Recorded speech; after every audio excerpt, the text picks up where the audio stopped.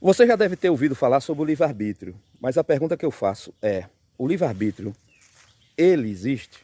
Antes de responder essa pergunta, eu gostaria de falar aqui rapidamente sobre duas correntes que se opõem ao livre-arbítrio. Uma é uma corrente teórica filosófica, e a outra é uma corrente teológica, uma vertente teológica. A corrente teórica filosófica, que é conhecida como determinismo, eles ensinam que existe um conjunto de condições que determina as ações do homem nesse universo. Já a vertente teológica, eles ensinam, essa vertente teológica ela tem o nome de livre agente ou livre agência. Eles ensinam o quê? Eles ensinam que o homem pode decidir qualquer coisa na vida. Sobre tudo ele pode decidir.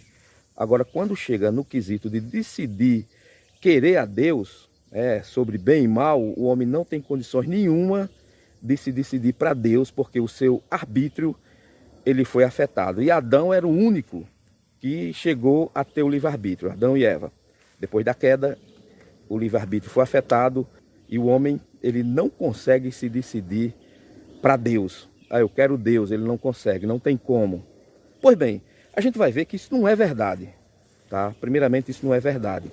Existe o livre-arbítrio, apesar desse nome não estar, dessas palavras não estar inseridas na Bíblia, você não vai encontrar estas palavras livre-arbítrio.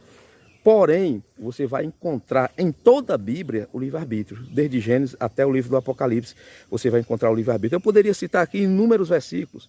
Eu vou citar Deuteronômio 30 e 19, que diz que os céus e a terra hoje tomam testemunho contra ti, que te propus a vida e a morte, a bênção e a maldição. Escolhe, pois, a vida para que vivas. Deus dizendo para o povo. Está em Deuteronômio capítulo 30, versículo de número 19. Se você for para Josué capítulo 24, versículo de número 15, você vai ver que Josué toma uma decisão ali com seus familiares. Ele diz: olha, vocês podem adorar quem quiser, porém eu e minha casa serviremos ao Senhor. Se você for para São João capítulo 1, versículo 11 e 12, está escrito que ele veio para o que era seus, e os seus não receberam, mas a todos quanto receberam, deu-lhes o poder de serem feitos filhos de Deus, a saber os que creem em seu nome.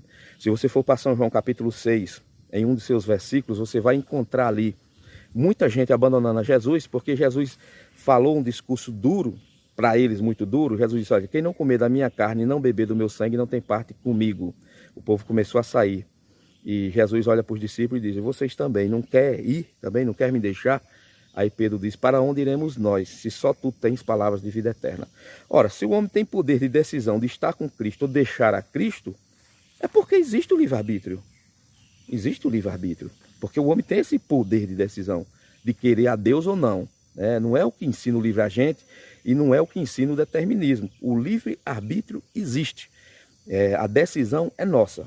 Querer a Deus, ficar com Deus ou não, ou rejeitar. Isso é do homem.